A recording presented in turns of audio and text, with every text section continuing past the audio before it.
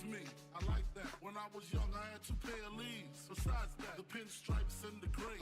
The one I wore on Mondays and Wednesdays. While niggas flirt, I'm throwing tigers on my shirt and alligators. You wanna see the inside? I see you later. Here come the drama. Oh, that's that nigga with the fake. Wow, why you punch me in my face? Stay in your place, play your position. Here come my intuition. Go in this nigga pocket, rob him while his friends watch it, and hoes clock it. Here comes respect. His crew's your crew, or they might be next. Look at they man eye, big man, they never try, so we roll with them. I stole with them. I mean loyalty. Niggas bought me milks at lunch. The milks with chocolate, the cookies, butter crunch, 88.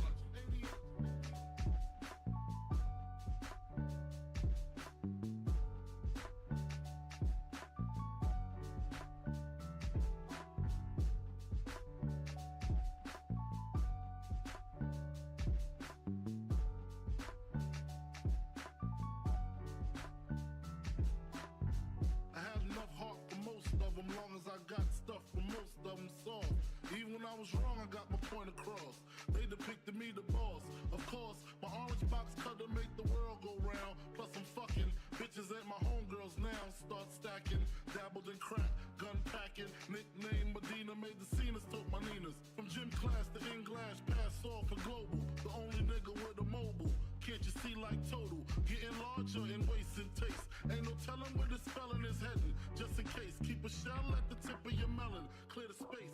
Your brain was a terrible thing to waste.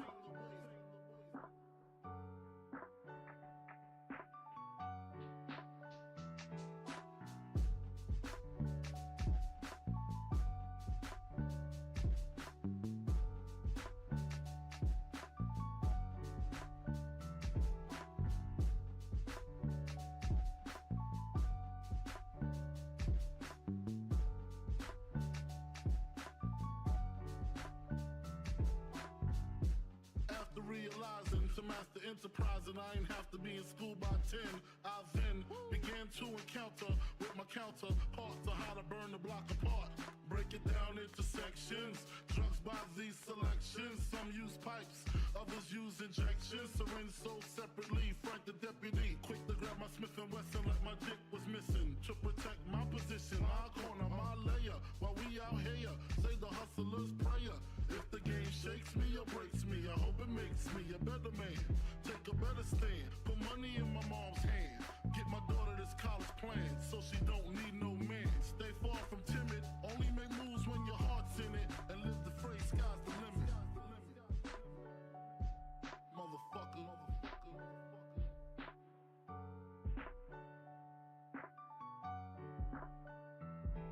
88.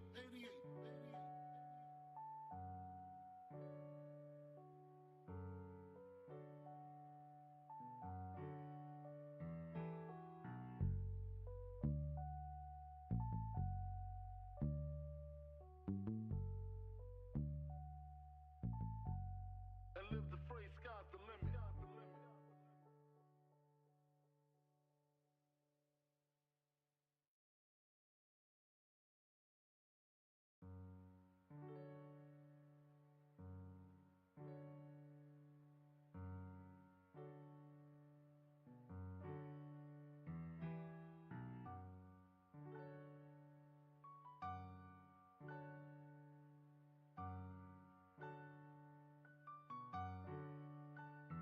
Take a better stand, put money in my mom's hand. Get my daughter this college plan, so she don't need no man. Stay far from timid, only make moves when your heart's in it. And live the phrase, sky's the limit.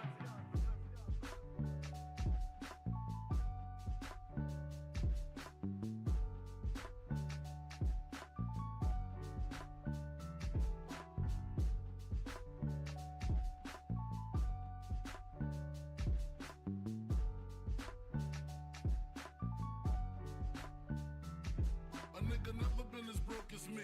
I like that. When I was young, I had 2 pair of leaves. Besides that, the pinstripes and the gray. The one I wore on Mondays and Wednesdays. While niggas flirt, I'm throwing tigers on my shirt and alligators. You wanna see the inside? I see you later. Here come the drama. Oh, that's that nigga with the fake. Wow, why you punch me in my face? Stay in your place, play your position. Here come my intuition. Go in this nigga pocket, Rob 'em while his friends watch it, and hoes clock it. Here comes respect. His crew's your crew, or they might be next. Look at they man, big man, they never try, so we roll with them, stole with them. I mean loyalty. Niggas bought me milks at lunch. The milks with chocolate, the cookies, butter crunch, 88.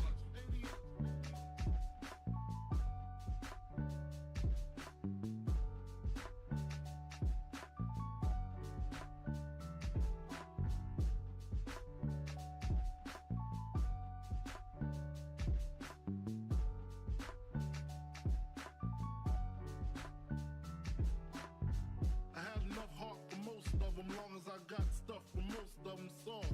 Even when I was wrong, I got my point across. They depicted me the boss. Of course, my orange box cutter make the world go round. Plus I'm fucking bitches ain't my homegirls now. Start stacking, dabbled in crack, gun packing. Nickname Medina, made the scenes, took my Ninas. From gym class to English, pass off for global. The only nigga with a mobile.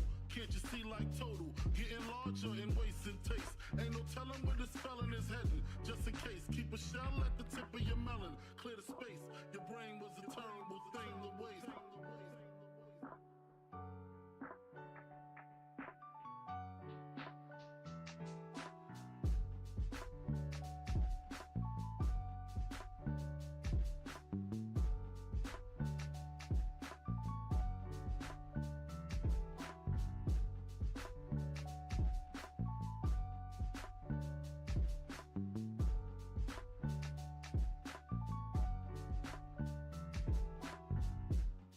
Realizing to master enterprise and I ain't have to be in school by 10. I then began to encounter with my counterparts of how to burn the block apart. Break it down into sections. Drugs by these selections. Some use pipes, others use injections. Syringe sold separately. Frank the deputy, quick to grab my Smith and Wesson like my dick was missing. To protect my position, my corner, my layer. While we out here, say the hustler's prayer. If the game shakes me or breaks me, I hope it makes me a better man. Take a better stand, put money in my mom's hand. Get my daughter this college plan, so she don't need no man. Stay far from timid, only make moves when your heart's in it. And live the phrase, sky's the limit. Motherfucker.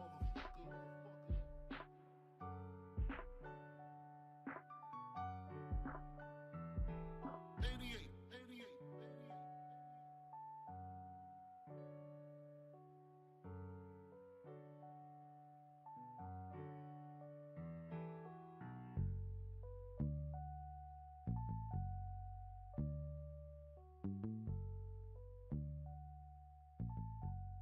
And live the phrase, sky's the limit.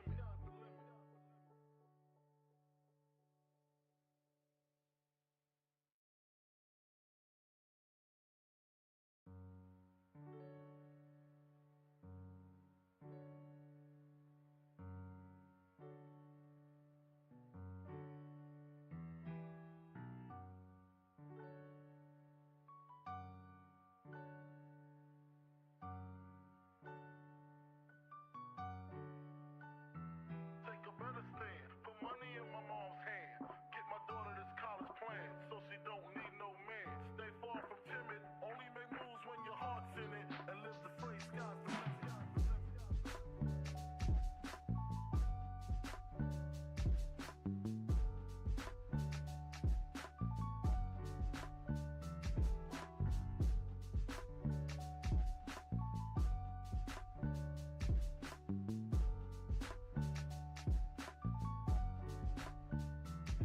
A nigga never been as broke as me. I like that. When I was young, I had 2 pair of leaves. Besides that, the pinstripes and the gray. The one I wore on Mondays and Wednesdays. While niggas flirt, I'm throwing tigers on my shirt and alligators. You wanna see the inside? I see you later. Here come the drama. Oh, that's that nigga with the fake. Wow, why you punch me in my face? Stay in your place, play your position. Here come my intuition. Go in this nigga pocket. Rob him while his friends watch it, and hoes clock it. Here comes respect. His crew's your crew, or they might be next. Look at they man, big man, they never try, so we roll with them, stole with them. I mean loyalty. Niggas bought me milks at lunch.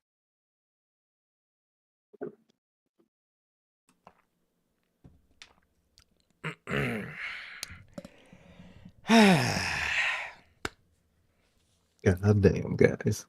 Goddamn is right. What is going on, everybody? What is going on? We have arrived. Your Notorious Heels have arrived on Monday, bro. What the hell is going on, everybody? How the hell is everybody doing? We're back with, yet again, another edition of the Notorious Heels podcast, man, and another edition of Notorious Unscripted. And how's everybody doing? We got our boy here. We got our boy, the mod father, the manager, Logan PN. He is in the chat. How the hell are you doing, bro? Yeah, dude, it's crazy, bro. It's crazy. We'll definitely talk about it, man. We'll definitely talk about it. But I guess let's just go ahead and hop right into the intro so we can get to talking about AEW Dynamite from this past week, man. Yeah, we'll talk about it.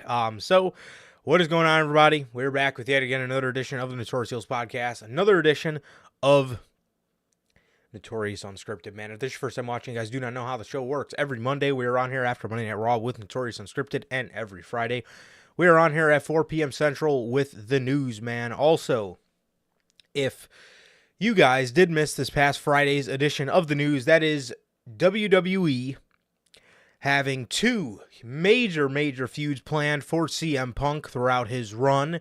WWE planning on feuds 2 years in advance. Possibly. Fucking crazy. Crazy, bro. WWE's got some major feuds planned for CM Punk, and MJF has revealed that the devil is hurt. MJF is hurt, man.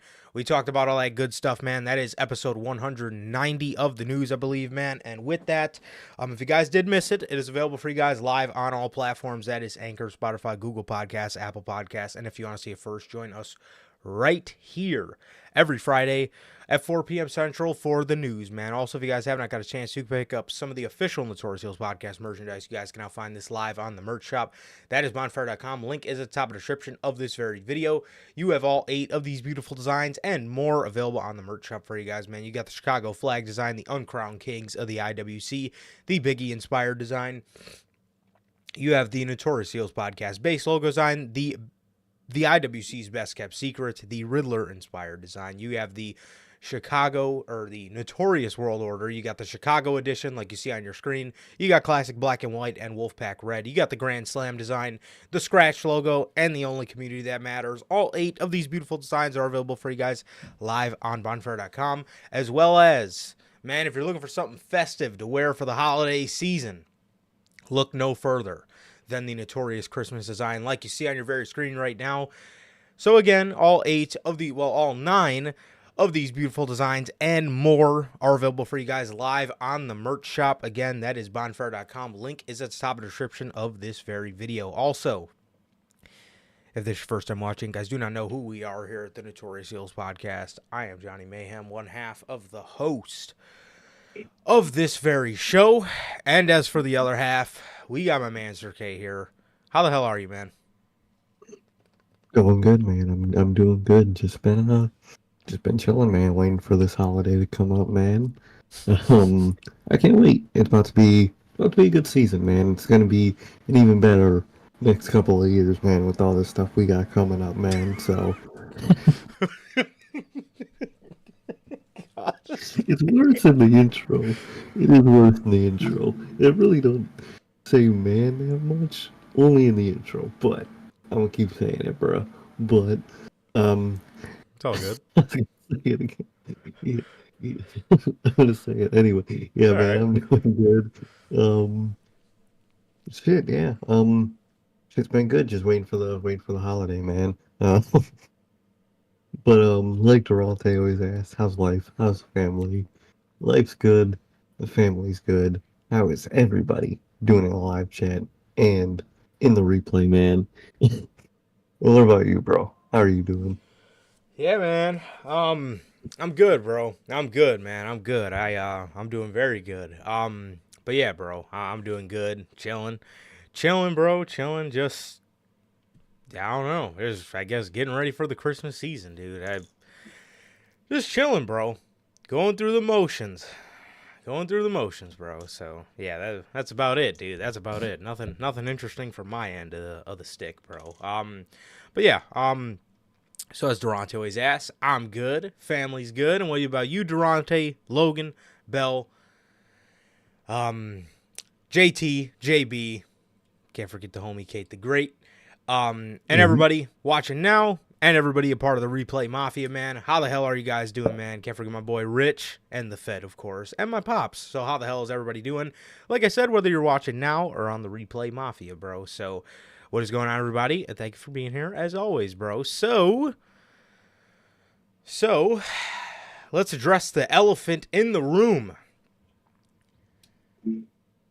Grand Theft Auto 6, man. Logan, that was Logan's first comment. Bro, we seen the first trailer today.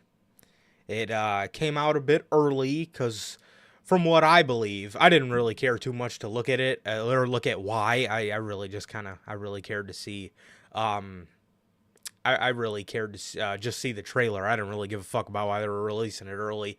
But dude, it looked great. It looked fucking great, man. It looked really good. I liked I liked the crocodiles, the alligators or whatever the hell they got out there, or whatever the hell them dirty hicks got out there. Fucking dude, they kind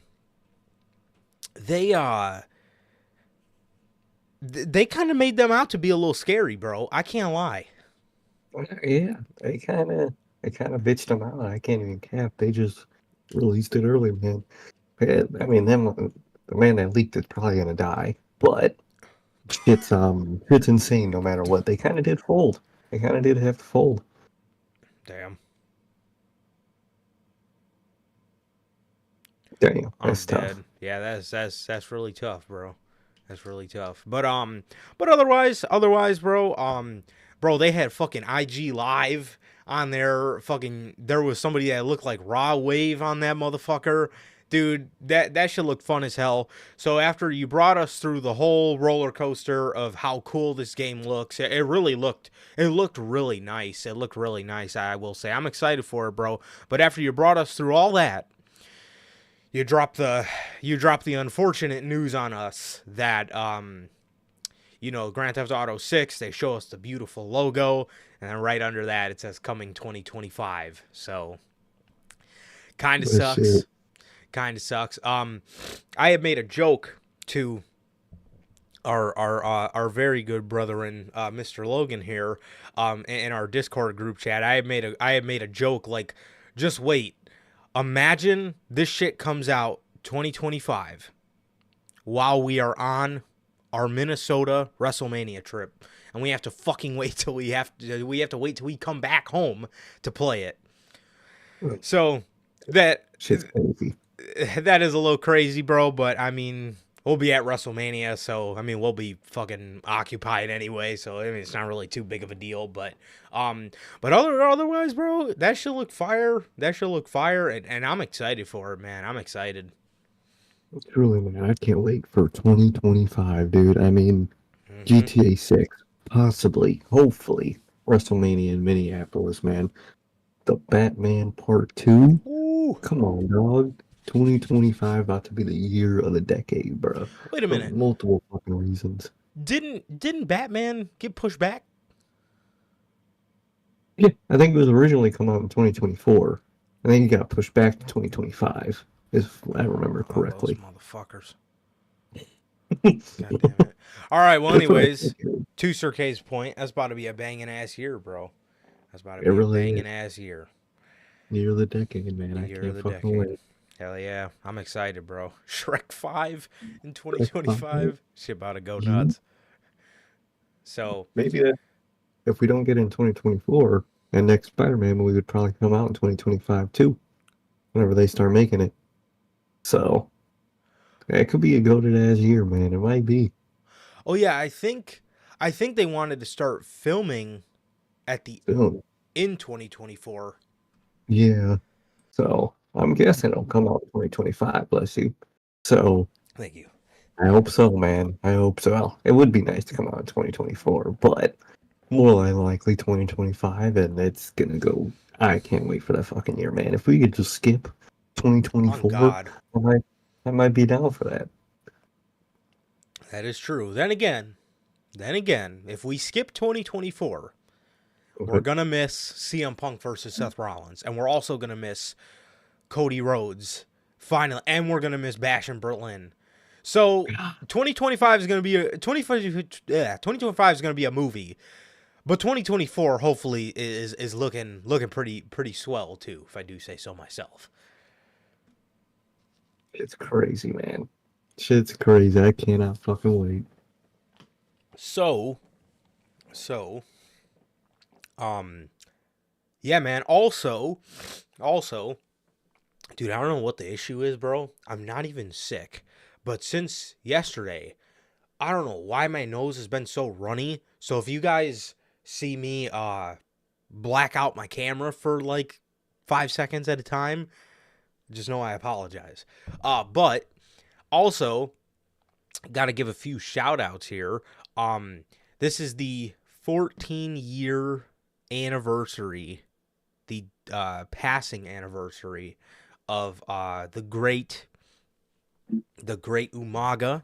So Dang. just want to shout out to Umaga, bro. Watching some of his matches growing up were always fun, bro. Always fun. He was so cool. The Samoan Spike. My very first WrestleMania I ever watched was WrestleMania 23, and that was the WrestleMania that he faced Bobby Lashley on. Another one of my favorite matches from my childhood that I remember so vividly were his matches with Cena for the WWE title, and then his match, I want to say it was a Falls Count Anywhere match against Jeff Hardy.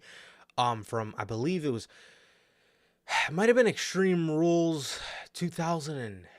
No, it wasn't Extreme Rules. It was one of those pay-per-views from 2008. I can't remember the name of it, but so I want to give I want to shout out the late great Umaga, man. What a fucking talent, bro. What a talent. I often think about talents that would fit seamlessly into today's era of wrestling.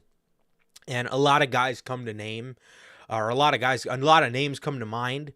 Kurt Angle, Rob Van Dam. There's a huge list, bro, but I can go on and on forever. But a guy like Umaga 100% stands out as one of those people, bro. So rest in peace to a true legend, man. So rest in peace, man.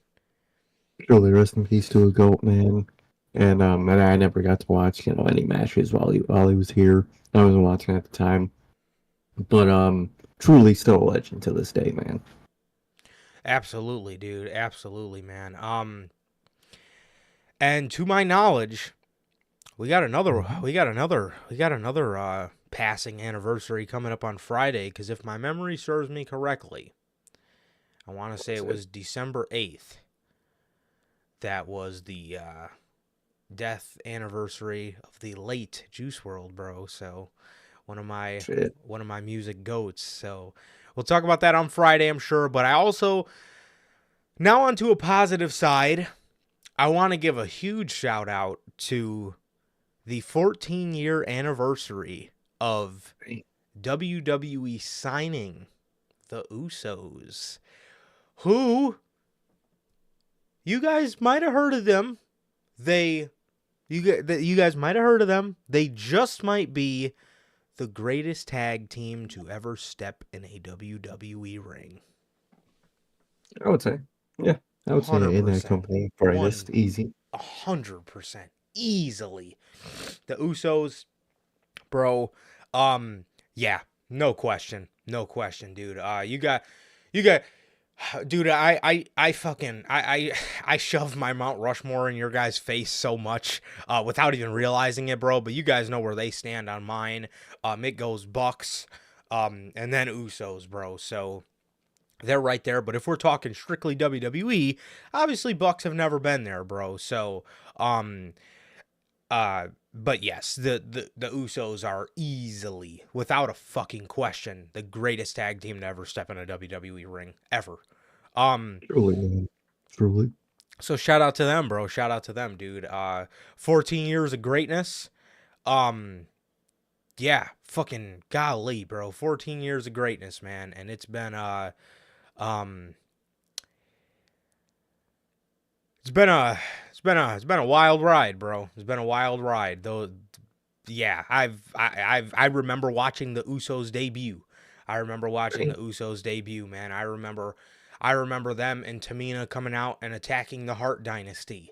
That I remember that very fondly, bro. And little did I know, little did little Johnny boy know, sitting in his sitting in his living room at what 9 or 10 years old. Little did I know that those guys would be my favorite WWE tag team of all time, bro. So, and then over the years, bro, I remember hating the Usos. Dude. And then when they turned heel on SmackDown in 2016, I remember bumping their theme song when it didn't have any words. I remember I remember bumping it and telling people that shit went nuts. And then before we know it, man, we were getting the from wrestling tights to the all whites promos, bro. And we were off to the races, dude. And we were living in the Uso penitentiary, bro. And these guys were putting on match of the year on pre-shows and getting stiffed at WrestleMania and getting 7 minutes and getting pre-shows and doing all this and doing all that.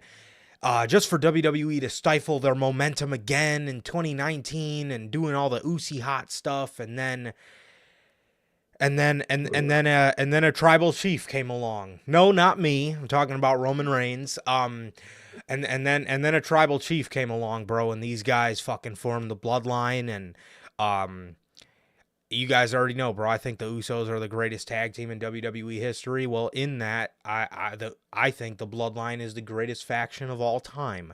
Longest reigning tag team champions of all time. It's been a fucking ride, bro. It's been a ride, and they are a tag team for the ages, and a tag team that you should not ever take for granted. Take for granted, because their greatness does not come along much, bro. There's often imitated, never duplicated. That's the Usos, bro. That's the Usos, man. Those guys are great, man. Those guys are fucking great. And they are a generational tag team. They're a generational tag team. And then even nowadays, bro, if you're not rocking with main event Jey Uso, bro, then I don't know what the fuck to tell you. And if you don't think that man Jimmy is fucking hilarious, then I also don't know what to tell you, bro. So cheers to 14 years of greatness for the greatest tag team in the WWE history, man. So Hell yeah, man. Yeet. Man. Hell Can't yeah, say man. that. Great. Well, they can't say that. I'm gonna still fucking say that shit. Oh man, I can't wait to talk about that shit. That's some bullshit. Where's the money Fuck that mark when you shit. need him? Swear to God, one of the few good things about TK being a money mark. Hey, whatever legal stuff is in the way of saying yeet, that motherfucker would just pay that shit no problem. We need Paul Money Mark Levesque. I think that's who we need in this instance, man. That's who we need right now. He needs him. I don't need him 24/7, but for situations like this, I need Paul Money Mark Levesque to pop up his head, man. But before we start talking about more EW, and I'm trying to think of funny names to call Dynamite, the new Raw, whatever. I got one question for 2025. Okay. By the time GTA 6 releases, do you think CM Punk will be fired?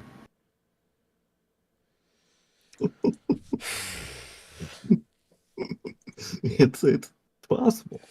It's definitely possible. Yeah. Well, it's definitely possible. It's definitely possible. I'm gonna go ahead and I'm gonna go ahead and move with a little optimism here. I'm gonna say no.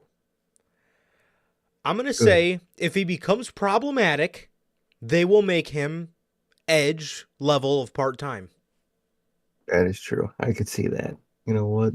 I respect that. I think I'm gonna say that too. I'm gonna give the hopeful no. Yes, 100%. 100%. And guess what, AEW? WWE's probably not putting him in a match until the Royal Rumble. And if they will, I could see them maybe putting him in one. I could see them maybe putting him in one match. But dude, CM Punk ain't wrestling, bro.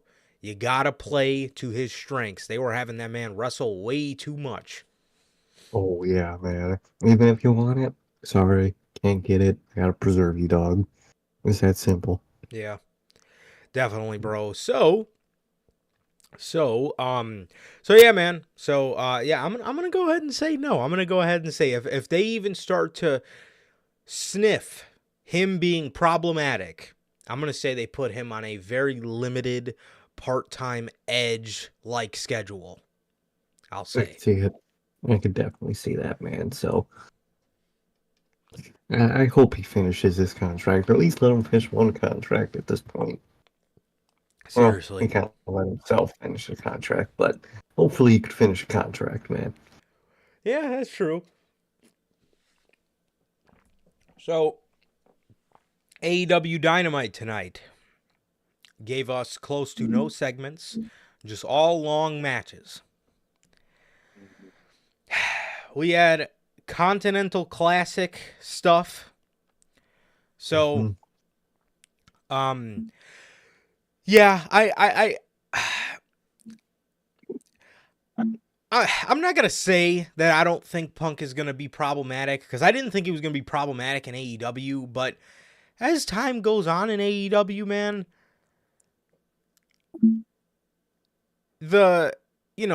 it definitely, my mindset on it started to switch a little bit as soon as I heard that he wanted to talk to them and they didn't want to talk to him. So that was kind of one thing that I definitely changed my tune on it a little bit, for sure. For sure.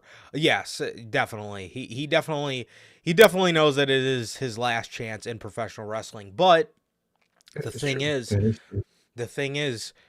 Punk is the kind of guy, bro, where if he doesn't believe in something, if he doesn't, if he if he feels strongly against something, he will go ahead and say it, and he doesn't really care who it's gonna piss off. But I'll tell you what, bro, in WWE so far, they are playing up to real life beef so good.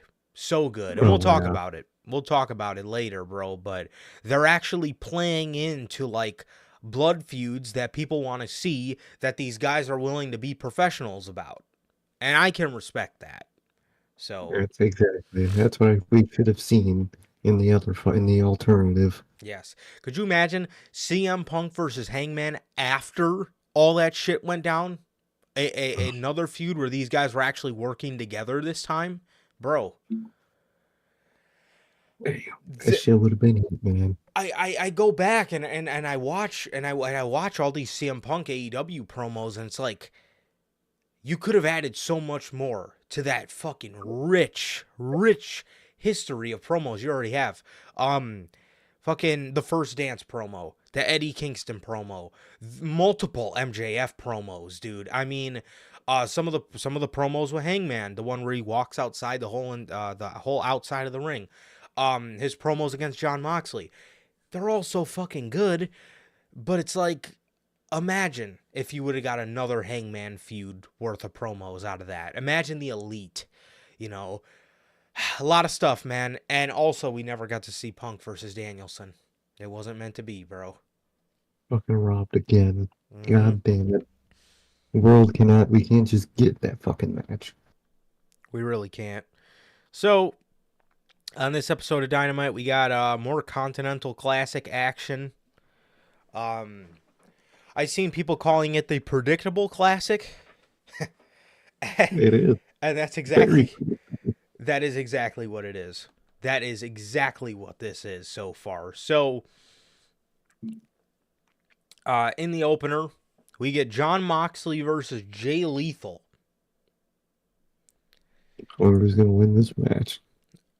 Oh, dude, I have no idea. I have no fucking idea.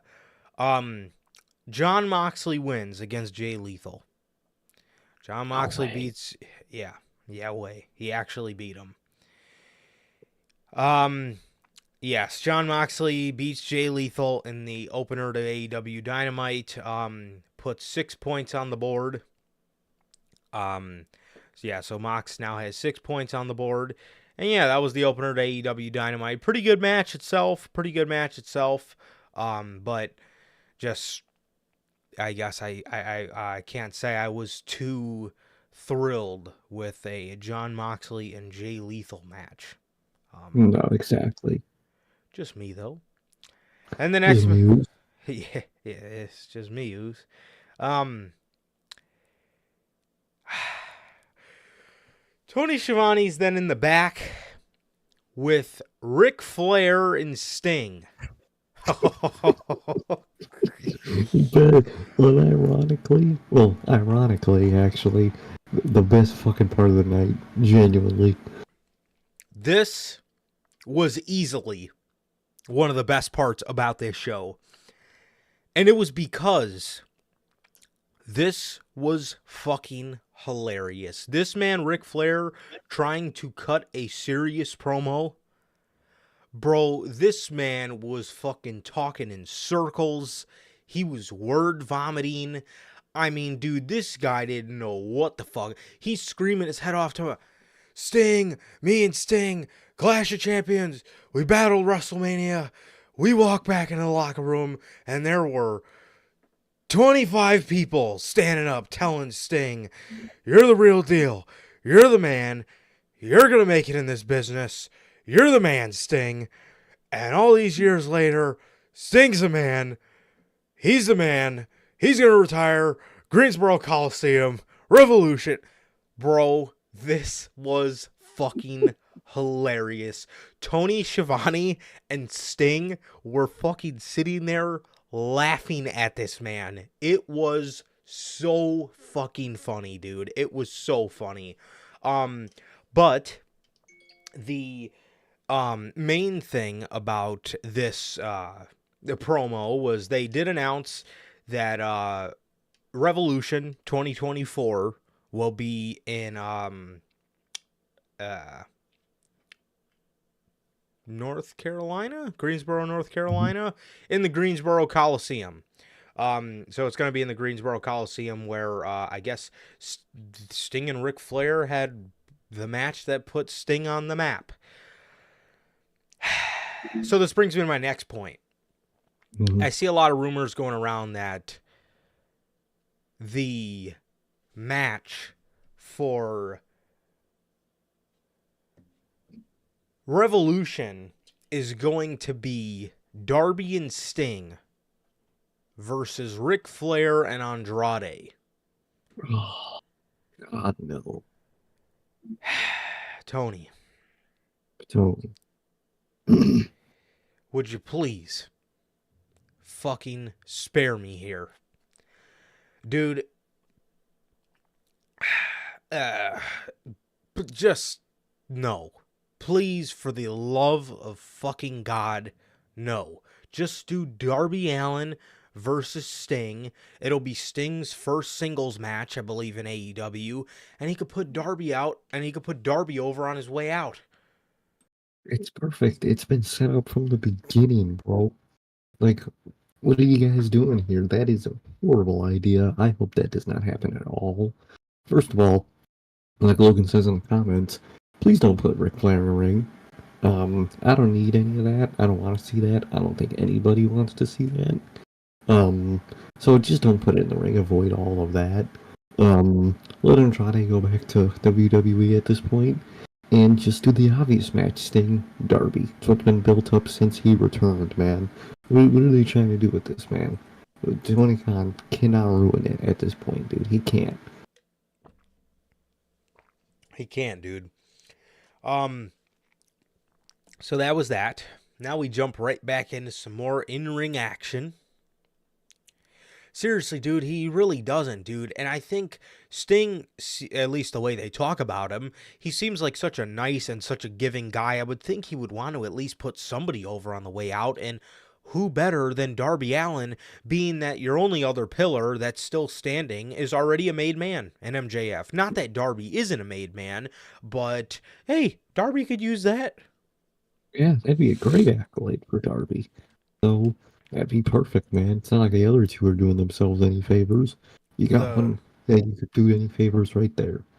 Exactly, bro. The student finally overcomes the mentor. It's a beautiful fucking story to tell because fucking Darby and Sting have been cool as shit together, you know? So they've been one of the better parts about AEW throughout the whole entirety of their run together, bro. So who doesn't love Darby and Sting? I mean, who Literally. doesn't, bro? So and the next match in the Continental Classic, this was one of my most anticipated ones. Roosh versus Mark Briscoe. Oh, dude, I've fucking anticipated this shit for years. I have, bro. This is fucking more anticipated than fucking CM Punk versus Roman Reigns for me. Oh, yeah. No, I mean, I love both of them. I think Mark Briscoe's great. I think Mark Briscoe has a Jesus. I think Mark Briscoe has a beautiful elbow drop. And Roosh is fucking great as well. But I don't know, dude. Yeah, this was just another good match. Golly. Oh, my throat's so dry. I have a fucking water, bro. Just another match in the Continental Classic, bro. So yeah, this was that, and yeah, it was good. It was hard hitting. It was all those things you would imagine a Roosh match would be.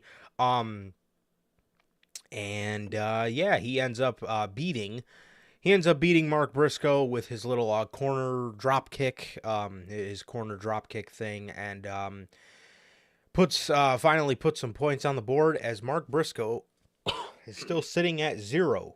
So yeah, man. So that is so for the gold block for the predictable classic, John Moxley has 6 points.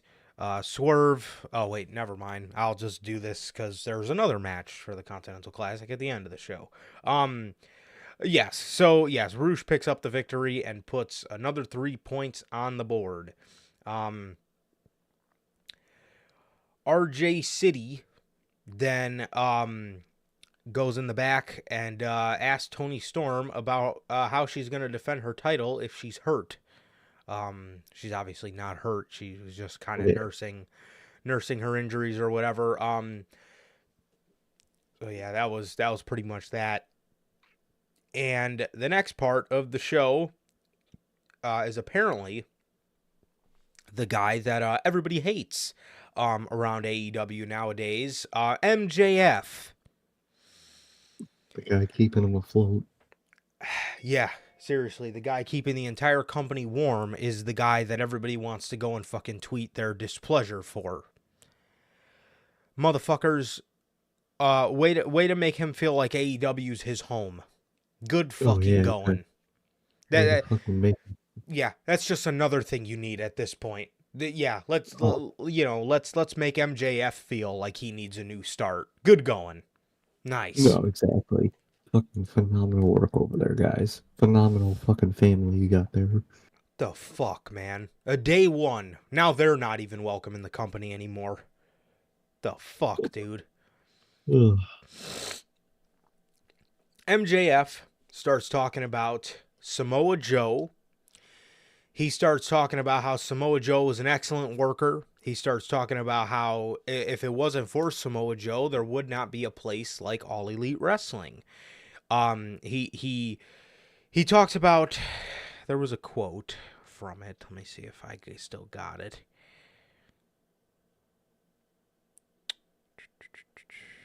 Let's see.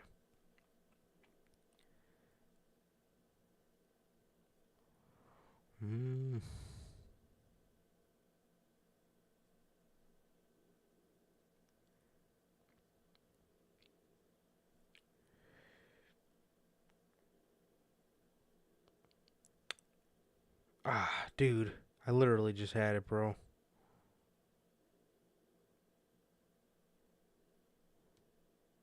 Okay, think.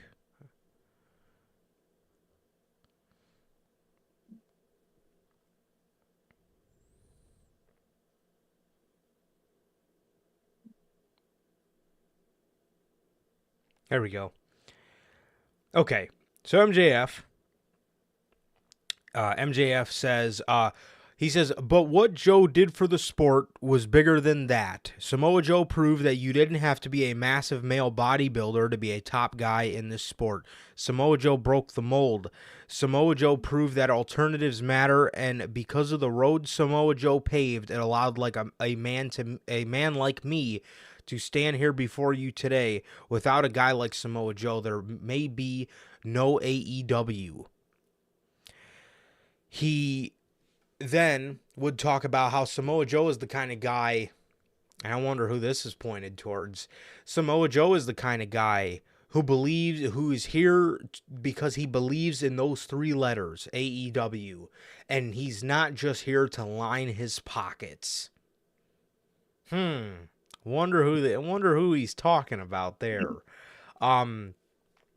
So he says, Samoa Joe is not here to line his pockets. He said, Samoa Joe was so great, but was never granted the fortune of becoming a world champion in WWE. Crowd booed, and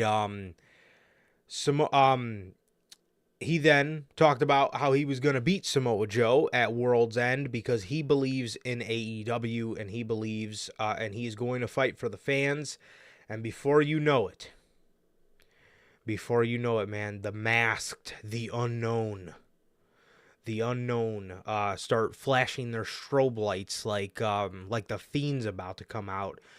They all now have jackets that have the devil mask on the back of them. They have MJF. They're about to hit him with a baseball bat, and then Samoa Joe comes out and grabs the big guy he grabs the big guy that was about to hit Max with the bat, and he chases all of them off because Max is he is protecting Max to make sure that he's 100% for World's End, even though he has a torn labrum. The feed cuts out for a long 10 seconds. And dude, I fucking thought that their feed actually cut out. And it was so funny. Oh, dude, it was hilarious. I thought it was going to be the most poetic thing in AEW history. They have a segment where this faction, takes out the feed, and the feed legitimately goes out. That would have been fucking poetic, but Dude. it didn't. It was just part of the segment, but dude, it was so long. We literally, while watching, just started dying laughing because we thought I went out for a second. Yeah, we did. God. So, then some letters finally pop up. They say, "In the shadows, our game begins. Next week, MJF and Samoa Joe will face the unknown." Golly, man. Okay, give me 2 seconds here. Okay, "In the shadows, our game begins. Next week, MJF and Samoa Joe will you face the unknown in a tag match? Are you a hero, Max?" MJF then says he's tired of the bullshit. Samoa Joe is trying to talk him down, telling him no. He says he's tired of their mask bullshit. And next week, him and Samoa Joe are gonna face the unknown in a tag team match. Yeah, man. So the big guy in the group, judging what happens next, it's the most obvious fucking thing on the planet because next we get Wardlow in a match, and he is facing AR Fox. And Wardlow comes out with his hair all fucking messy, like he just took off a mask. Literally, bro. They couldn't have waited like another fucking match to do this one. Or he couldn't have fucking, I don't know, put some water on his fucking hair to make it not look like he just took off that mask that he was obviously fucking wearing. It's just, it's weird where they're going with this, man. They're having MJF in another match before World's End again. What are you guys doing? The man is legitimately injured. Obviously, I see something happening. This either halt the match or MJF will barely step foot in it. But still, why are you even booking matches with MJF until World's End? It makes no Seriously. goddamn sense. Seriously, bro. Literally, that was one of our main requests coming out of Friday. Is you could not have this fucking guy wrestle, and they have this guy wrestle. Golly. So, Sir K, do you want to take a wild guess how Wardlow ended up defeating AR Fox in this match? Let me guess. Let me take a guess, man. Mm-hmm. I don't know if I'm gonna get it right, but I'm gonna try. You'll probably He get hits it a wrong. couple. These Wardlow matches are real unpredictable nowadays. I'm telling you, he hits a couple power bombs for the power bomb symphony. Mm-hmm. They call the match. The ref ends the match and throws the towel in. And Wardlow walks away, steps out of the ropes, and takes his straps to his singlet off as he walks away. Is that what happened? Dude, how did you hit that right on the fucking head? Man, it's almost like it happened before. It's almost like it happens every fucking week. Dude, literally the same thing the same sequence of events every week. Powerbomb Symphony, ref ends the match. Wardlow walks out and takes fucking straps off his singlet every single goddamn time. I also want to ask again, how does Tony Khan live with himself? Knowing that AR Fox is not in the Mogul Embassy anymore and he's doing this. How? Such a crime, dude, over petty fucking bullshit. Thought this was the place that wasn't with fucking backstage politics. Look what happened to AR Fox. That is the definition of bullshit ass backstage politics fucking over somebody. Fucking ridiculous, bro. Fucking ridiculous. AR gets a little bit of offense in this one, so I guess that meant it was a little different from the other weeks. But Wardlow actually didn't hit a couple power bombs. He hit one last ride type power bomb, and fucking they called the match off. He walks away and he takes his singlet straps down and he walks away like he does every fucking week. God, literally on repeat, the same sequence of events every single fucking week. We get Matt, Jeff, and Brother Zay versus Top Flight and Action Andretti. Bunch of fucking charisma vacuums. Dude, literally, bro, like, just fucking, people think Jason Jordan was a charisma vacuum. These fuckers are fucking, you know, the fucking pump you pull your car up to vacuum your car out? That's what the fuck they are. They're the car vacuum that you pull up to at the fucking car wash. Just a bunch of little fucking vacuums. Yeah, I mean, yeah, Top Flight's decent. The only thing with Top Flight, though, is as soon as they go to get a little bit of fucking momentum, dude, one of them gets hurt, you know? Exactly. So they've just kind of been cursed with an injury bug, but fucking, I'll sit here all day and tell you that Action Andretti is absolutely a fucking charisma vacuum. 100%. Oh, fuck yeah, dude. Fuck yeah. Super over in a signing. Beating Chris Jericho. And classic Tony Khan never did anything with him. He's just Action Andretti. Whoever the fuck that is.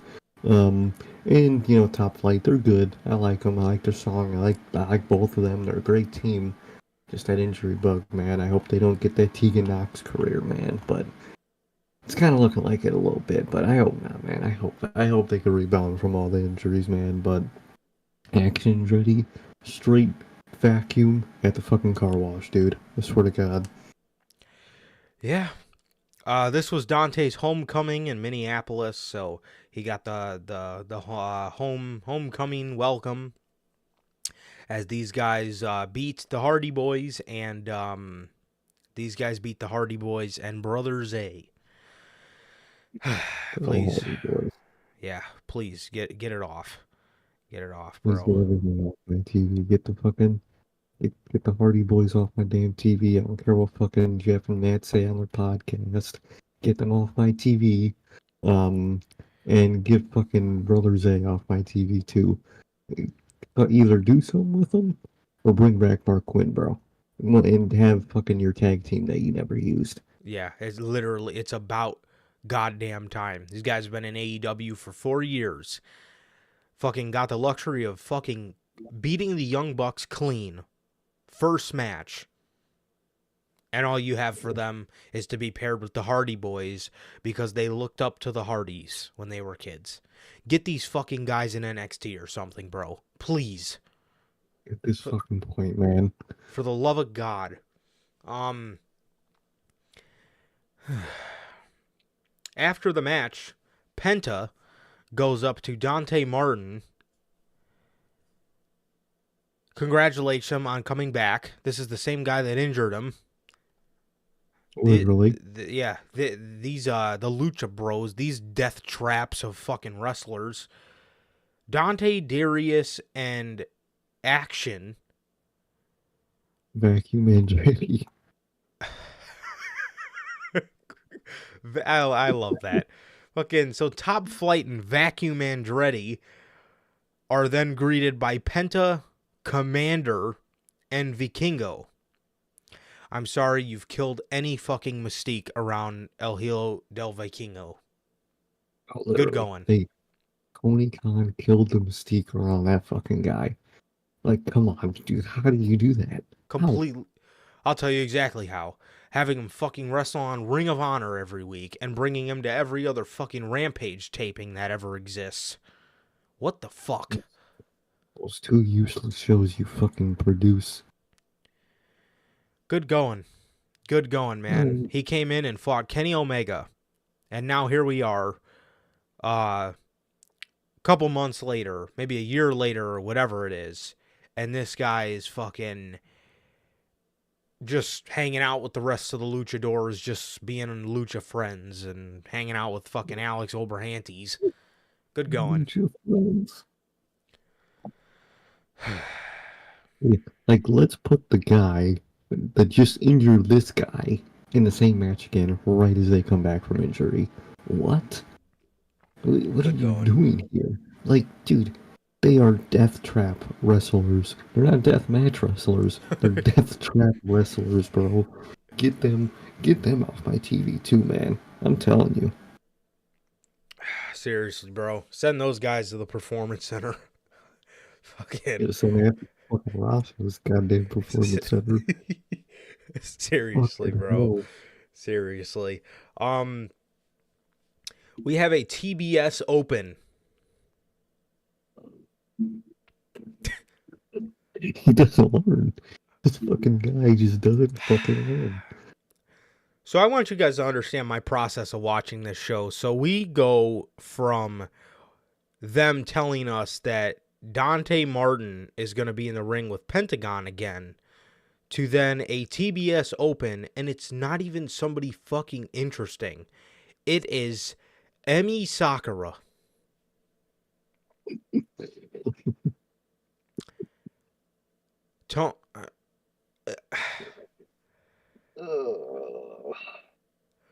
Oh my God. Mark, dude. This Japan Mark. Dude, he's a fucking money mark. He's a New Japan mark. I mean, bro. Can this man be a story mark?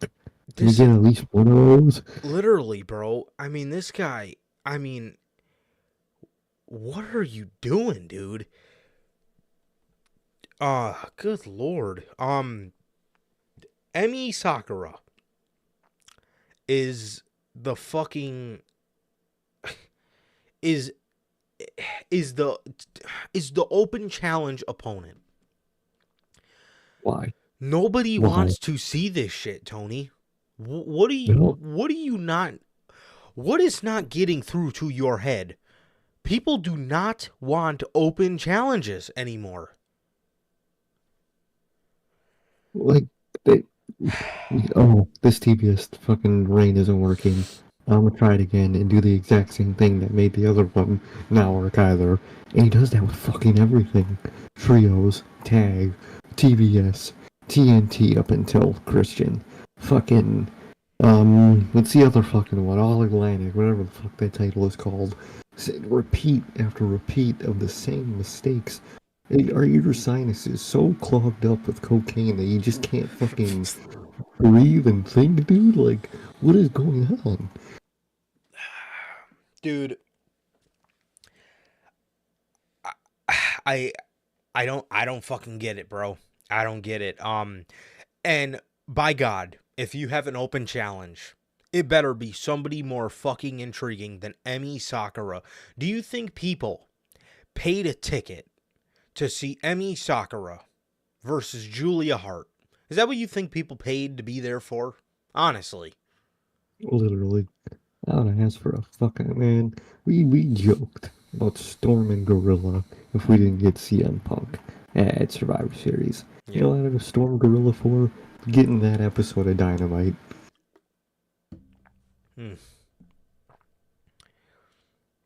Unfucking believable, man. God. Julia Hart retains. Shocker. And Christian Cage, the patriarchy of AEW, comes out here, the GOAT, one of the GOAT TNT champions. Yeah, we just got done talking about these open challenges.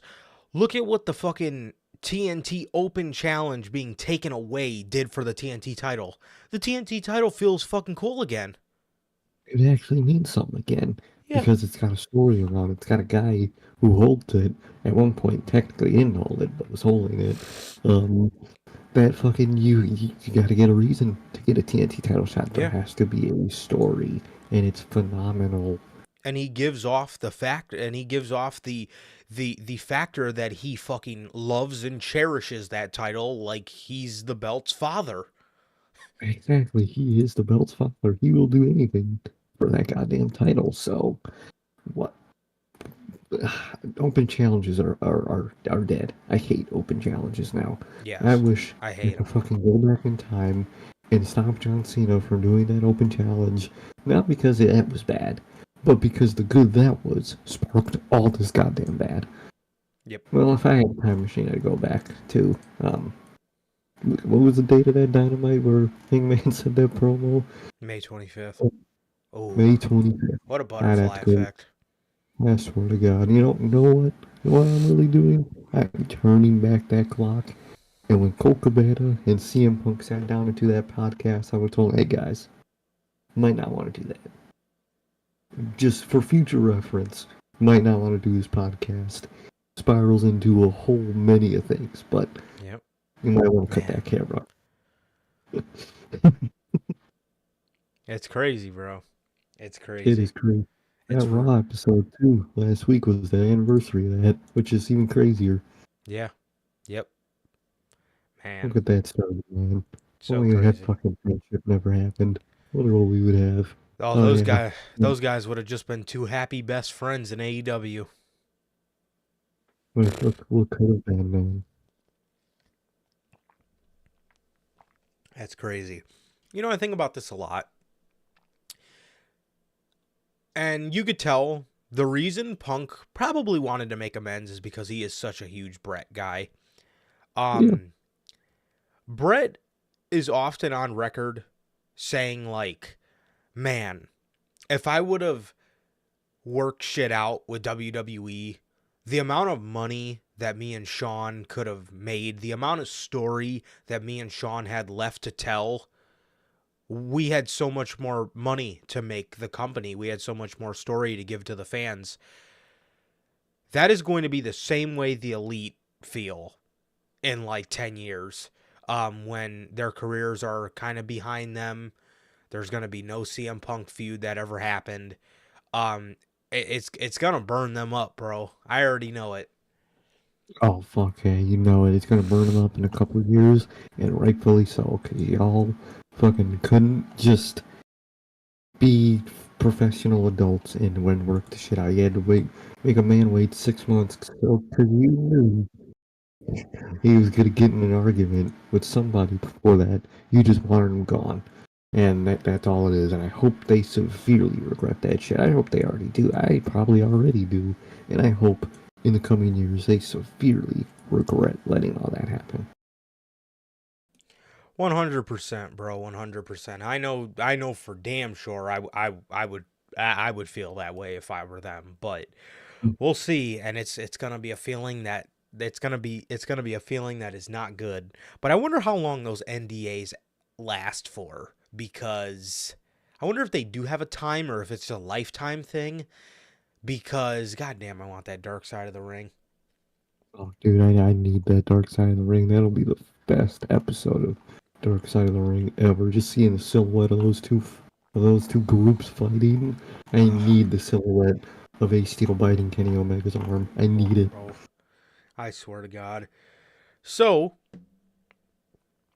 Christian's out there. He's standing behind a bunch of security guards, and he calls Rated R Adam out there. So Rated R Adam comes out, and he gets in the ring, and he tells Christian, what's up with all the security guards, and Christian tells them, the security guards are not my idea. They were AEW management's idea. So he tells the security guards, he says, "Hey boys, you guys can have the night off. I want to talk. I want to talk to my friend." So he tells Rated R Adam, he tells him that he says to him, I want to team together again. He tells him he wants to team together again, man. He was telling him, "See, the other day I went for a drive. I had the windows down." He says, and on that ride, I was thinking about how we grew up. We grew up as best friends. We did everything together. You slept over at my house. I slept over at your house. We went to school together. We did this and that." And he started naming everything that they did together as they were growing up. He said, "When you were growing up, everyone knows that you did not have a father." Crowd kind of gasps, but Christian didn't hit him with it. He says, "So in turn, my father was your father. He treated you just like one of your own kids, or just like one of his own kids." He talked about how when his mom passed away, he was there for him. And it was one of the hardest moments of his life. And one of the last things that she said when she was on her deathbed was how cool it would be to see those two tag together again. He says, "Come on, man, let's go on one more run for the Jude Meister." Rated R Adam starts tearing up as he's sitting there listening to Christian talk. So they're standing there after Christian gets done cutting this promo. Edge has tears in his eyes and he doesn't know what to think. Christian's standing beside him and he picks the TNT title up. He raises it above his head and he goes, "Ah!" And he fucking runs at him like he's going to hit him with it. And Rated R Adam just kicks him right in the dick and he falls down. He falls down and he grabs the TNT title and he tells Christian, "Shine it up, keep it warm, hell, even sleep with it. Because next week," yeah, please don't do that. Because next week she's coming home with me." He goes to walk away and he turns around and he squats down and gets in Christian's face and he says, "Oh yeah, I almost forgot. Go fuck yourself." And they fucking forgot to mute it. But you know what they did mute? They hit the mute button when Christian was looking at him and mouthed, "You motherfucker." How do you fucking miss that? First of all, that had to have been planned from the start, obviously, because it was a reference to the first "Go Fuck Yourself" and whatnot. How do you How does the production guy fuck up the timing? Was he falling asleep during Dynamite? Did he fall asleep during one of the TBS match? Because I know I almost did. If I weren't hanging out with you, bruh, I would have not been paying attention. And if I was, I would have been slumped in this fucking chair. But I guess he was fucking slumped in the chair. Dude, that shit killed me. Bro said, go fuck yourself. No bleep whatsoever, dude. The AEW's production, it can be bad, but sometimes it can be so bad, it is absolutely hilarious. And we had a couple of those on that Wednesday night, and this was probably my favorite. Fucking didn't bleep it out at all. Legendary, man. I wonder how much money Tony Khan had to shell out to Warner Bros. For that fuck up, man. Seriously, bro. So Swerve and Jay White were in the main event of this show. So Swerve ends up picking up the victory here. He countered Jay White's little low blow spot that he did to Roosh last week. Swerve picks up the victory and he puts more points on the board. And I just have to ask, like, I get, like, dude, we're in the grounds of a tournament, right? So, like, fatigue, could play a factor here. Are we going to play into the fact that Swerve was probably in AEW's most violent match? Like, does that have no wear and tear on him? Did he turn fatigue off? Are they going to play up to that at all? Yeah, dude, they never play up to matches like that, dude. John Moxley would have a fucking brutal ass pay-per-view match, and he would always be on the next Dynamite after that pay-per-view having a match, and he'd be fine. Like, dog, I get trying to make your guy look tough, but you can't make him look that fucking tough. I mean, yes, Swerve looked phenomenal, but I'm sitting here questioning, you're not going to at least be limping around a little bit, at least. Mm-hmm. Come on, Tony, man. Tony, he just... I don't think he knows that he's lost the details with how much shit he's having to do with his job, man. And it's one of the obvious many things, man. Although Jay White took the loss, I think this was the right choice, like we discussed last week, man.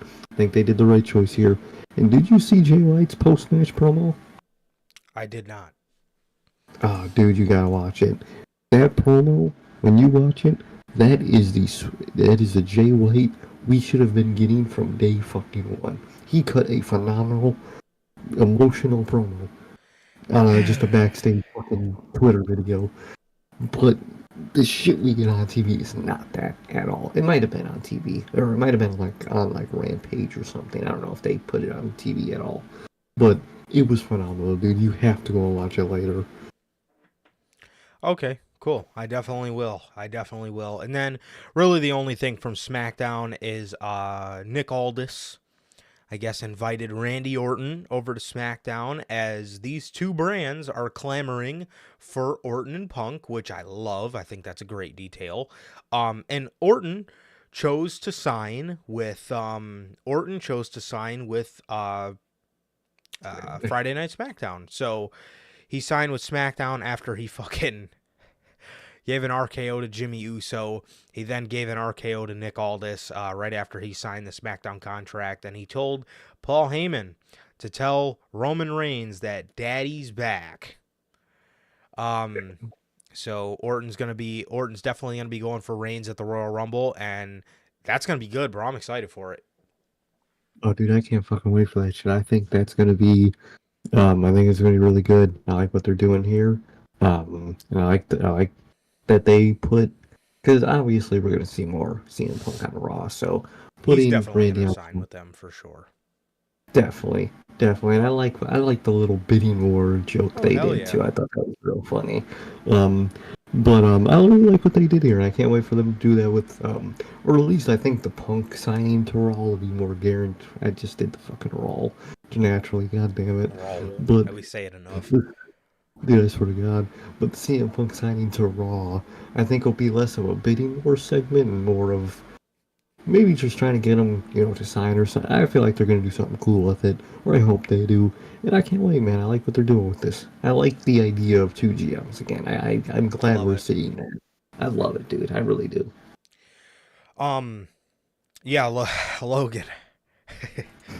I feel so bad for AJ, bro.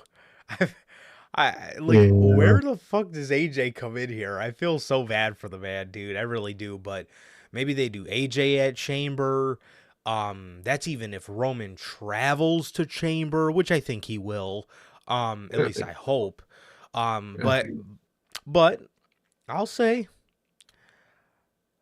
you'll never catch me complaining about the tribal chief versus honestly anybody, but the tribal chief versus the Viper, especially with the story that they have, I'm cool with it. But I wholeheartedly agree. You will also never catch me complaining about fucking AJ Styles versus Tribal Chief, bro. So, um, uh, AJ Styles and Roman Reigns. I don't know how this didn't happen sooner. Which is why I really don't understand why they didn't do it at Survivor Series. I'm clueless as to why.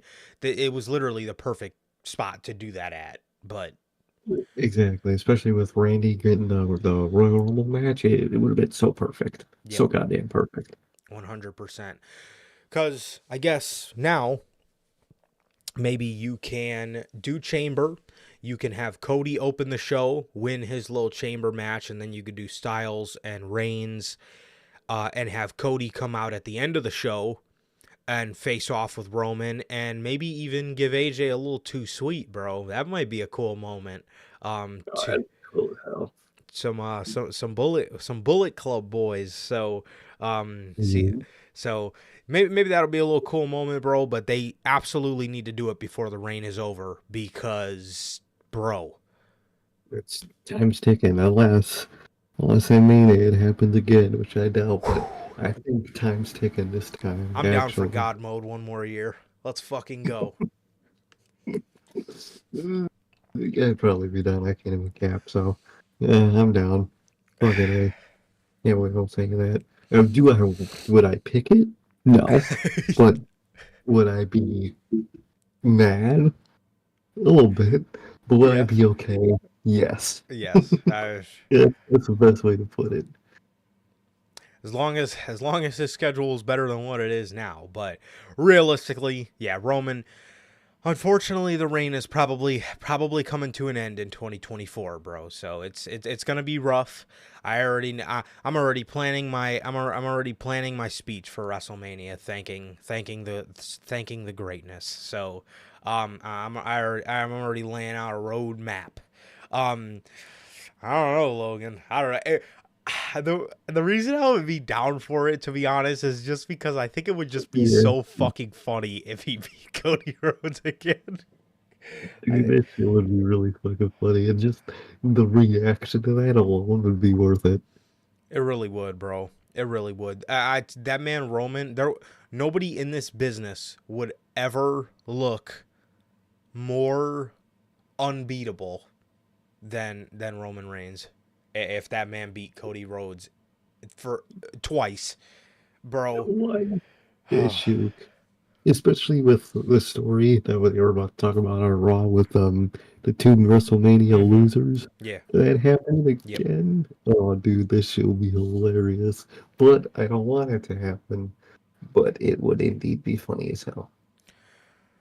Yeah, yeah, man. But yeah, so that God, that would be so funny.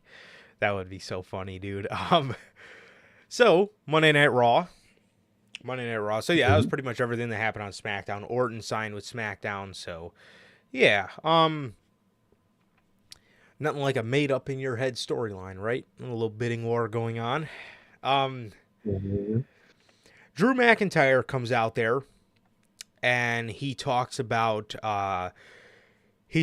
Jey Uso. He talked about Seth Rollins. He threw a little shade at CM Punk. He said something.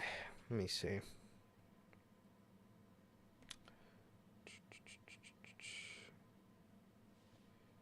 Let's see. I literally just had looked at it, so The apple couldn't have fell far from the tree. Damn.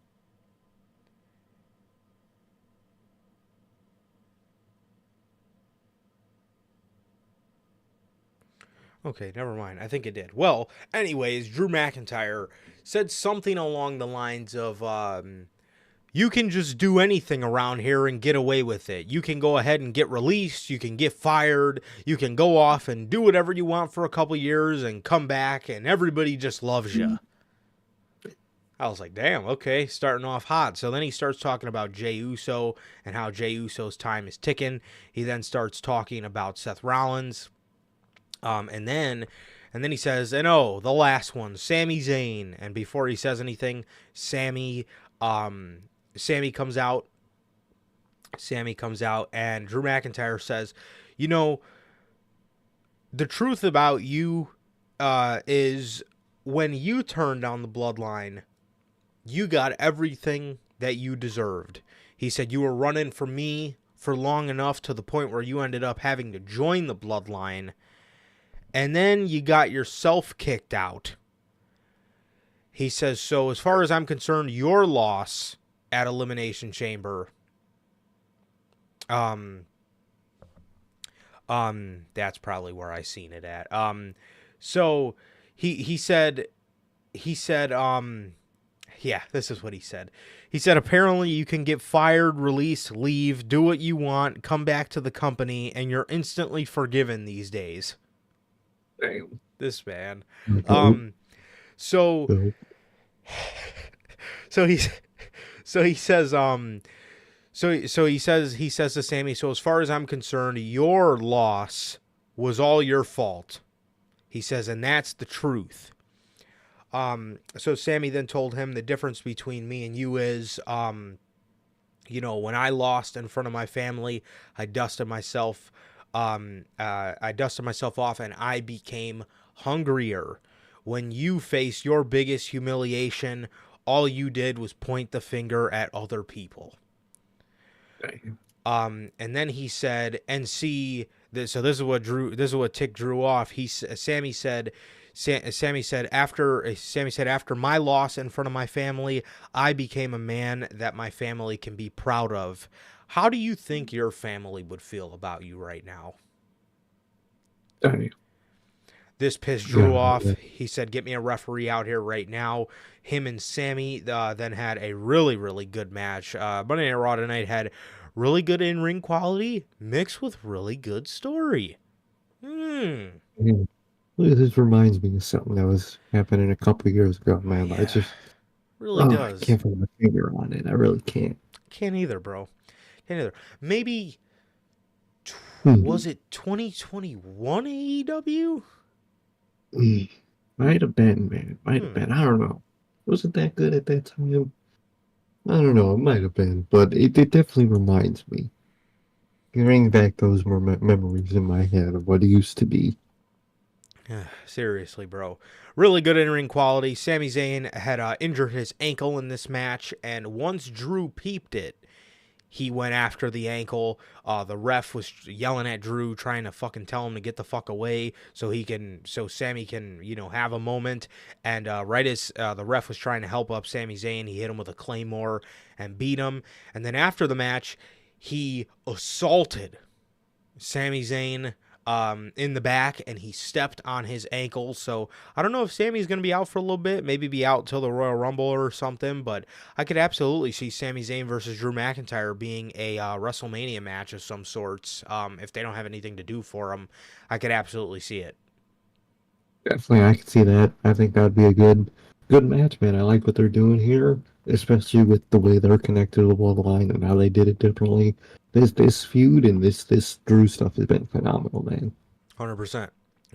You as soon as you said that, Logan put it in the chat. Literally the same thing. Drew's character progression has been phenomenal. Literally at the fucking same time you guys said that.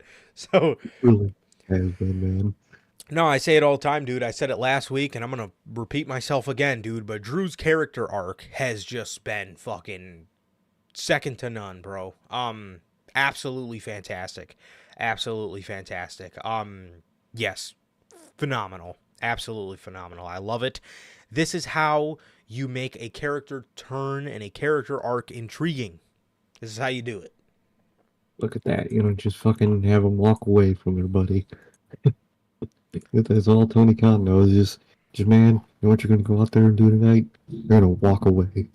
And tomorrow, next week, you're gonna go punch a kid in the face in the crowd, and you're a heel. That's right. Tony Khan heel turn right It's a there. Tony Khan heel turn. You walk away, you just walk away upset, and the next week you're a fucking scathing fucking prick. Love it. Just an absolute monster for no reason. How do you fuck up the Kenny heel turn, bro? That's all I gotta say. Ugh. Tony Khan. Tony Khan. Seriously, bro. Nia Jax defeats Shayna Baszler. Nice. And afterwards, Becky Lynch comes out afterwards and storms the ring, and Nia retreats. That was that. It's an absolute sleeper part of the show. Yeah. The Judgment Day catch R-Truth in their clubhouse again. He's sitting there playing with an old box TV. Judgment Day tells him, "What the hell are you doing in here? What is your deal?" And he said, "I got the TV on a real good deal. It's a flat screen and everything." And it's just a little fucking tiny box TV.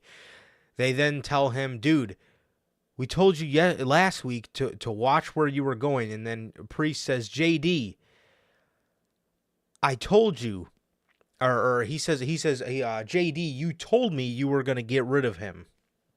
Or deal with him." And then R-Truth says, or Damian Priest says, "Tell him to leave." So R-Truth says, "Yeah, JD, they want you to leave." And fucking JD tells him he needs to leave again. And then Damian Priest comes in all of a sudden and he says, "Yo, JD, calm down. Don't be mean to him."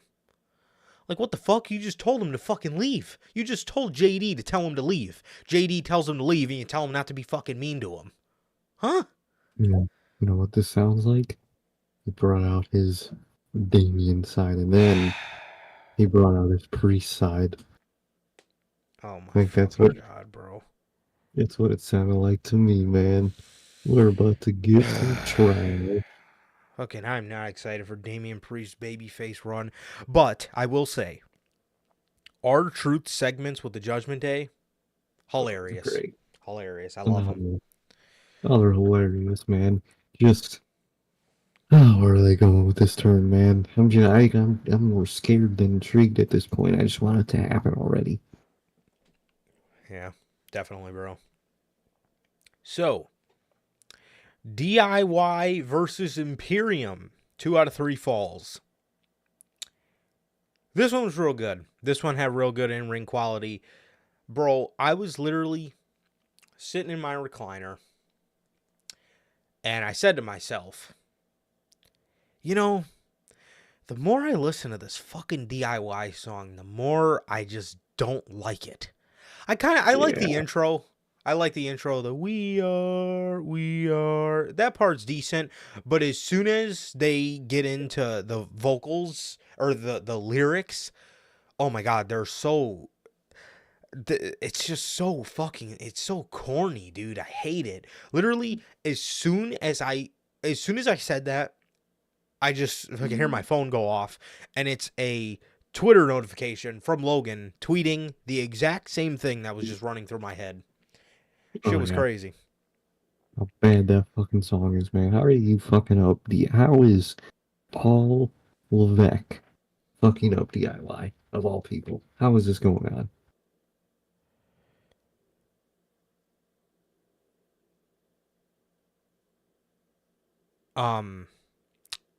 I don't know, but I'll tell you what. It seems like the intro's the one part that I don't mind. I think it sounds kind of cool. And then literally after the we are, as soon as he says DIY, I hate it. I fucking hate it, bro.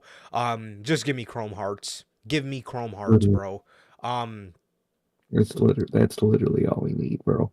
It's just it just doesn't fit them, dude. It doesn't, it really doesn't fit them, bro. But Imperium score the first fall. Ludwig rolls up, I want to say Tommaso Ciampa. And then the second fall went to DIY after Johnny rolled up Fabian Eichner. And then the last fall was it was a really good sequence, bro. It was a bunch of counters and shit, and it ended up leading to a very fast pace and quick meeting in the middle with Ciampa and Gargano to Kaiser.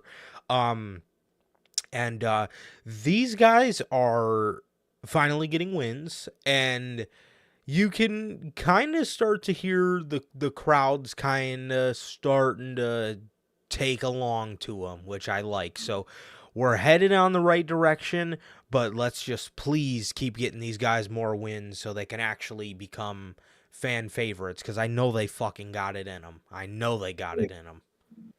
Exactly, man. They just need to keep it up, change the theme song, and just keep that grind on going with those two. It's to get them to where they should have been years ago, but to get them there now.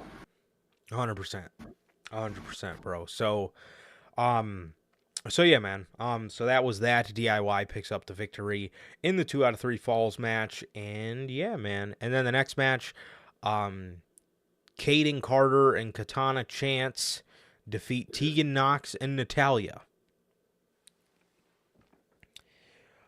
Okay. Okay. Oh yeah. Also, at the end of that DIY match, Fabian Eichner told Kaiser Ludwig, he told him, "I'm not explaining this to the ring general. You are."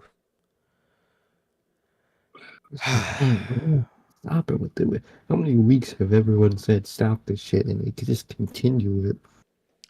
I'll tell you what, though, bro. That crowd came fucking alive for Fabian Eichner's double springboard backflip. That was like that was like one of the fucking loudest reactions of the night in terms of shit that was going on in a match. You just hear like, dude, I've been fucking saying for 5 years that this man is fucking great, dude. I love Fabian Eichner, dude. He's fantastic. But yeah, that kind of popped me that got a fucking like a nuts reaction. So that was kind of funny. That's dope as hell. Yeah, that man got a fucking huge reaction for that double springboard, that double springboard backflip, bro. That shit is pretty heat though. I remember he did it to Johnny Gargano tonight, but I remember in 2018 when he did it to Johnny on an episode of NXT, and I was like, damn, this guy's fucking cool as fuck, and he had a sick ass theme song, bro.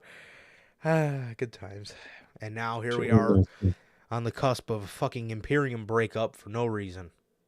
For no reason. Just because, I guess. The only thing I can hope for is when Walter loses the Intercontinental Championship, he I guess realizes that these are his boys type thing. But I don't know. I hope so. Yeah, me too. I mean, I'm trying to hope for the best here because I really don't want to fucking see Imperium break up. So, man, true. Cody Rhodes comes out here and he says, when I was a kid, I was terrified of the mist. I was terrified of the mist because there was a man by the name of the Great Muta who terrified me with the mist. And he said, and after last week, all of the times I was scared were instantly justified. He tells Shinsuke, he goes to tell Shinsuke something, and we get a video package. Okay, I'm going to say it again for the second week in a row. I'm really starting to like these Nakamura video packages. They got a lot of mystique. They're very ominous. He speaks in Japanese and he speaks slowly, so you gotta read the subtitles, and he speaks very slowly and very ominously, and it's really sick. And like the red background and stuff, like it's really good. Another thing that I really like we got a fucking explanation for why he's targeting Cody. And it's really good. It's a really good explanation. So, in my opinion, so he tells Cody, he says, "See, me and you are alike. We he says, last week you declared for the Royal Rumble." He says, "Well, that's what I did many years ago. And I made my way all the way to the mountaintop. And when I got my WrestleMania match, me and you suffered the same humiliation." He tells Cody that they suffered the same humiliation from their WrestleMania losses, which were huge in their career for both of them. Huge fucking losses. So he tells so then he tells Cody, he says, "I know how it is. You have that devil on your back telling you that you'll never get that moment back." Right? And then he says to Cody, he says, "But I see you trying to persist on finishing your story. Meanwhile, I fell down a pit after mine." Facts, bro. That's facts. So An escapable pit, actually. yeah. So then he tells Yeah. yeah, 100%. So then he tells Cody that in order for Shinsuke to finish his story or to restart his story, he needs to end Cody Rhodes. I'm fucking with it, bro. I'm fucking with it. I can't lie. I can't even fucking lie, bro. I love that reasoning that I love it, dude. I mean, they both suffered the same humiliation. Like, dude, that's pretty good reasoning for me, or at least something just to get us to the Royal Rumble, man. Definitely, I'm rocking with that explanation. Can't lie. Yeah, man, it's a good explanation. I think they did good on explaining it. It's nice to have a Cody Rhodes feud that has a purpose Yes, and that has a exactly. reason that it's happening, which is really fucking nice. And I like the reason, man. Shinsuke's like, okay, we're both main event jobbers. I want to not be a main event jobber, and I'm gonna beat you, so you can't finish your story, so I can finish mine. It's not bad, man. It's not bad. I like what they're doing, I guess. Um, Still not just a big Nakamura guy at this point in his career. Even with these video packages, man, I don't care. Deep down, I just really do not care about Nakamura anymore. He doesn't got he lost the Nakamura Riz, man. He really has, and heel Nakamura just doesn't do it for me at all, man. But it's a good story. It's a good story. It's a good reason, and it's a good feud to keep Cody busy for Rumble, man. So it's not bad. It's not bad. It's not what it could have been, man. If this happened in like 2019, this would be fucking gold. This would be absolute fire. But it's not. It's fucking 2023, um, and damn near 2024. From the start of the feud to what will be the end of the feud. I just it's been so many years. I knock Nakamura. He's not winning. He's not finishing no type of story. Cody's the one to finish the story. And I'm not a guy that says predictability is bad at all. I like predictability, but it's just I don't care. I really don't care. And the video packages, they're all right. I'm not really crazy about them. But this feud's gonna do its job, man, and I'm just glad we're getting a feud that is, telling a story that makes sense and not just what was the one reason for the Brock feud that he went on first? Nothing. Or Oh, well, that was never technically mentioned by any of them, but one week, I think it was Wade Barrett had said that Brock was mad that Cody went on last and he went on first. yep, that stupid ass reason. So it's not bad. So it's not bad, man. It's just still just can't care about any of this, man. I get it. I get it. I felt felt the same way. A little part of me does still feel the same way, but I'm slowly coming around to it, but in no sense of the word am I sitting here saying I'm like a huge Nakamura guy or anything like that. That's gonna take a while if they really want to do that, but I don't really think Nakamura is here to finish any type of story. I think he's here to start Okada's story. If he does come to WWE, I think that's what Nakamura will be in the fold for. So, and for the love of God, if Okada does leave Japan, please fucking come to WWE. I'm so sick of fucking big name free agents going to AEW and not getting used. Oh yeah, I'm telling you.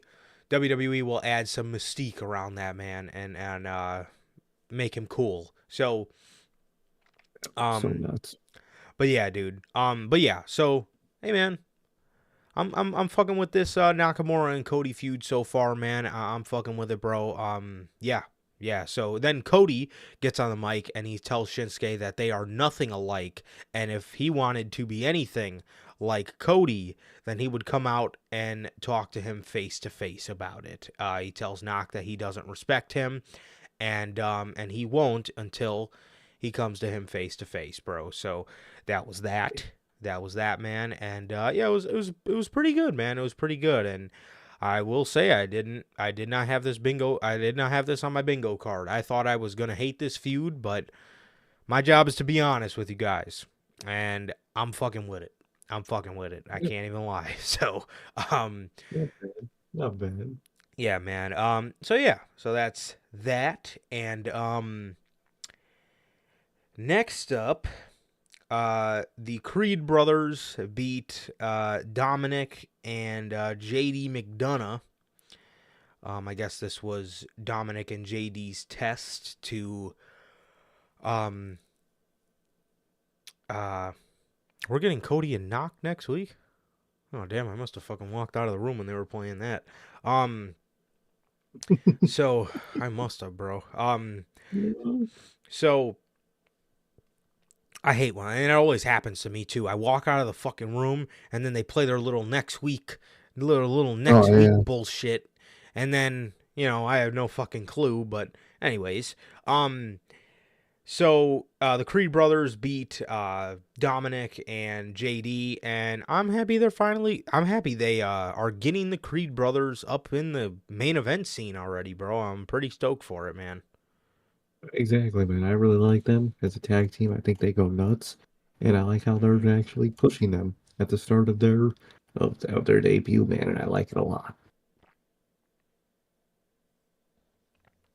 There was also a backstage segment in the night where Walter kind of alluded to some ideas for his partners. So I don't know what that means, but I don't know.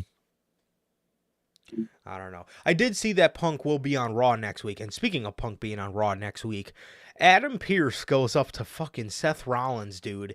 And he tells Seth, he says, hey, I didn't want to go behind your back and not let you know any of this, but I just want you to know I did invite CM Punk to Monday Night Raw next week. Seth starts laughing. I shit you not, he says, you know, Adam, I don't care. I don't want anything to do with that guy. Go ahead, sign him, and watch it blow up in your face. Bro. Bro. This feud is about to hit, bro. This feud will feed thy streets, bro. Oh, this is gonna be so fucking hilarious. Oh, I cannot wait. And that's the beauty of this feud, bro. And that's it. I mean, think about it.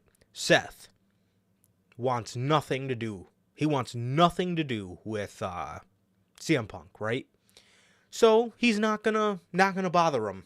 He's not gonna bother him. He's gonna let him do his own thing. He's gonna let him, get into his backstage fights and bury his own grave and do all that fun stuff until CM Punk becomes undeniable. And what I mean by that is win the Royal Rumble. Until CM Punk wins the Royal Rumble and Seth has no choice but for Punk to be his problem.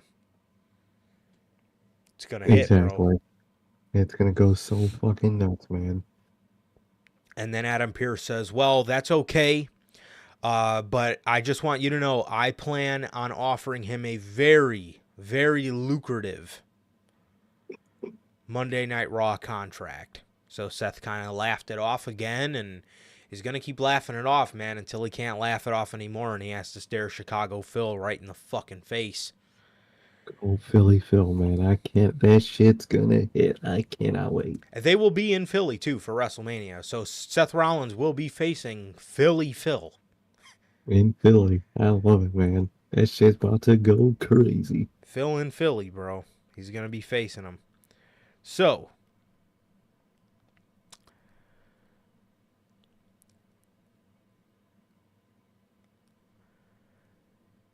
the main event. Seth Rollins versus main event. Jey Uso. Also, bro, this fucking bullshit. They can't say yeet anymore. You're telling me there's no way around that? It's because these fucking greedy dorks want to make money off it, which I mean I get, but if you can't make money off it, oh well. Just he was doing it for like a year and a half, 2 years before he started making money off it. Just let him keep doing that. Just because you can't make money off, you can't say a phrase. Come on, guys. Come on. Seriously. Don't be this WWE. Please don't. Seriously, bro. It's so fucking stupid, dude. It's so stupid.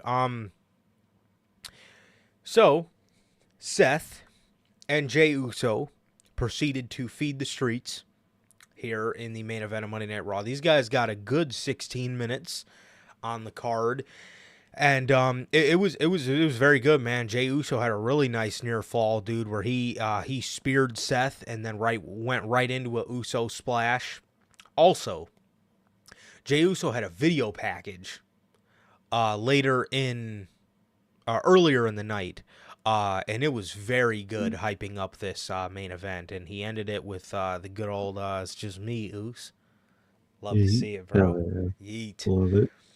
But like I said, man, our friend group, or as we like to call ourselves, the Bloodline, we were saying yeet way before they were printing T-shirts, bro. Just want to throw that out there again.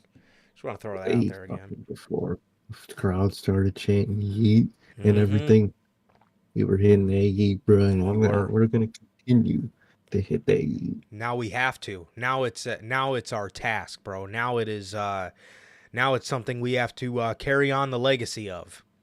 Those goated fucking Bloodline videos, bro. Truly, if they fucking don't, shell out the money or find a way or let the man say yeet, I will fucking wake it into my soul that the new CM Punk chant, the anti-fucking authority chant, will be yeet from then on. 100%. 100%. It's the only way, bro. But yes, we will carry on the legacy of the yeet. I can promise you that. So yes, Jey Uso got a very nice near fall, dude. He went to spear Seth again, and Seth might have got a little bit of flashbacks to Money in the Bank 2016 because he countered the spear with a pedigree, went right into a curb stomp, and he beat main event Jey Uso clean. And what was a really good match, dude. And after the match, as Seth was celebrating, Drew McIntyre came out, started attacking Jey Uso, and Seth noticed him and went to do a tope. He went to do a tope onto Drew. Drew caught him, gave him a German suplex, and then he suplexed Jey Uso through the fucking announce table. Brutal. This man got insane levels of hatred. I respect it. He then tells Jey Uso that the truth will set him free, and he is almost out of time. Damn, that's heat. Very good, bro. Love these Broken Dreams references, man. I love what they've been doing with Drew McIntyre. It's been really fucking good, man. Phenomenal. Fucking phenomenal. Absolutely phenomenal, dude. I love it, bro. I love it. Yes, it's been awesome. It's been awesome, man. And that is gonna do it for the week of professional wrestling, bro. Thank you guys so very much for joining us on this Monday evening. Thank you guys so much, man. This has been episode 172 of the Notorious Heels of the Notorious Heels podcast, man. Another great edition of Notorious Unscripted. Thank you guys so very much. Thank you guys so much to anybody who watched. Here's a part of the live chat or anybody on the Replay Mafia. Thank you guys so much. You guys are the best. Thank you guys, man. We love you guys. And it has been always, always, always a pleasure for my Johnny Mayhem. And it's okay. And that is going to do it for this edition of the Notorious Heels podcast. Another great edition of Notorious Unscripted. Ladies and gentlemen, thank you guys so much. Thank you guys. We love you guys. Please like, comment, and subscribe. And we will see you guys on Friday with the news. Peace.